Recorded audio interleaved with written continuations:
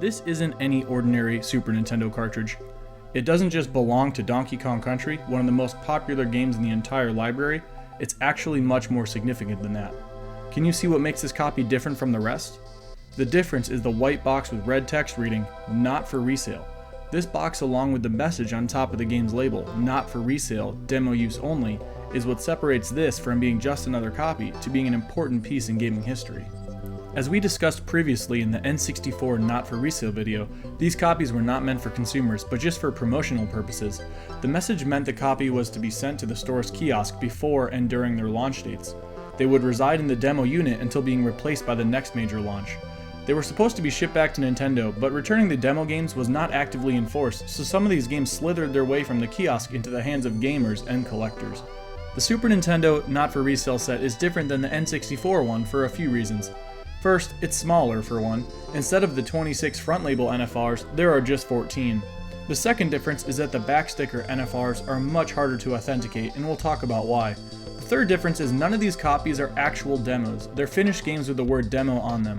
But don't worry, a couple of these NFRs are very unique and interesting, so you'll want to hear about those. The fourth difference is this set has a couple of different quirks or variables, such as holes in the corners of some demos that don't exist at all with the N64 set, and we'll talk about why they have those in a little bit. Something I want to quickly address is the difference between price and rarity. I'm sure plenty of people think that the most expensive games such as Hagani, Aero Fighters, Earthbound, Pocky and Rocky 2, Evo, Wild Guns, etc. are in fact the rarest, but the reality is these are just the most expensive. Currently there are dozens of games in the Super Nintendo library that cost close to or over $200. In general, these games are pretty rare. You typically see one sale or so per week, and Earthbound is several times a week. But what you have to consider is 99% of the time, if you search eBay or Amazon, any of these titles will be up for sale. On the other hand, when you're on the hunt to complete something like the SNES or N64 NFR set, it's normal to not see several of these titles for months, and I mean spans of up to 3 to 6 months or even longer. They really are that obscure. So without further delay, we'll go through the set in chronological order, noting their average sales prices and the rarity I noticed in the 2 years it took me to complete this set. Plus, I'll show you a very special bonus NFR at the end of the video that I've never seen before or since I obtained it over a year ago. Super Mario World is the first of the set, but you'll notice that there's no Not For Resale text on the front. That's right, the first of the set is a back label only NFR, and these are much harder to authenticate. Something you'll notice about these back labels is that there aren't any barcode numbers, and this alone makes the game harder to authenticate. If you look at the back label stickers on the N64 set, you'll notice that all of the same games have the same numbers. The reason why this matters is because if somebody decided to unscrew the front and back halves from each other and swap with a different game, this creates a fake Not For Resale, and it's harder to call out fakes with the Super Nintendo set. But with the Nintendo 64, you can just search for pictures of the game you want and be reassured when you see a matching serial number. You see the same problem with the Game Boy NFRs too. And don't you worry, we'll be doing a different video on a completed Game Boy NFR set as well. There are a few factors to look for that can help you determine if it's authentic. First thing is that it has the original Super Mario World label that looks a little different than the more common one. This is the original, older front label on Super Mario World. They changed it to the lighter blue and smaller label pretty early on. Of course, these original copies were the ones used for demoing since Mario World was new at the time, so that's a good start.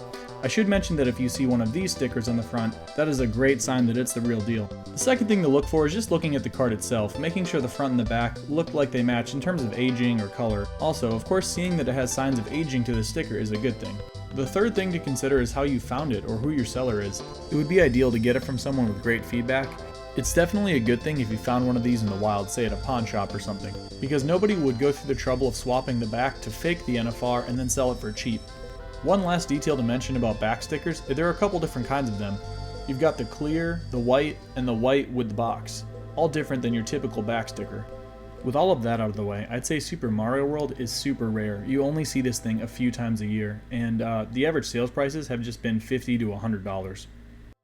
Next is Contra 3: The Alien Wars. Its average sales price is $70 to $130.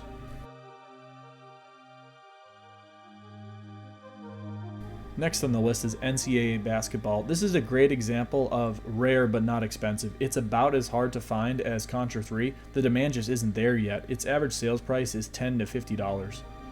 Next is Street Fighter 2: World Warrior. This is another rare game that doesn't show up more than once every couple of months. Average sales price $50 to $80.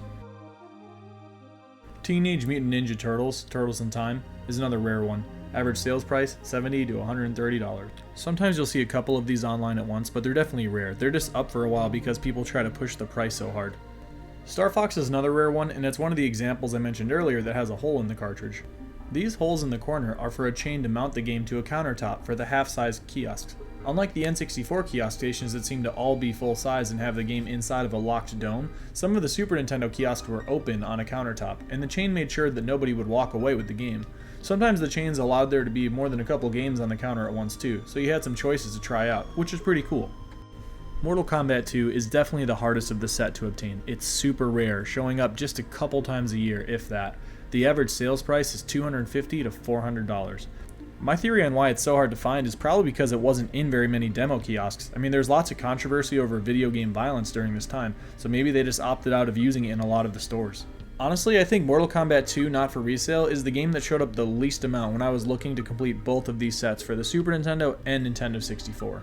The demand clearly isn't as high for something like Mortal Kombat 2 as opposed to Majora's Mask Gray or Donkey Kong Gray, Pokemon Snap Kiosk, but its rarity is 100% there.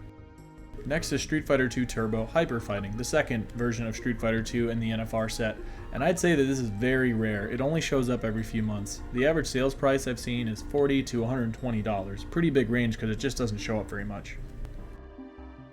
Stunt Race FX is one of the last I got of the set. I've seen more regularly one show up every 1 or 2 months, but there was about a 5-6 month period where I just didn't see one of these, and I'd say it's very rare. This is another case where the rarity just doesn't match the price yet. I've seen average sales $30 to $60.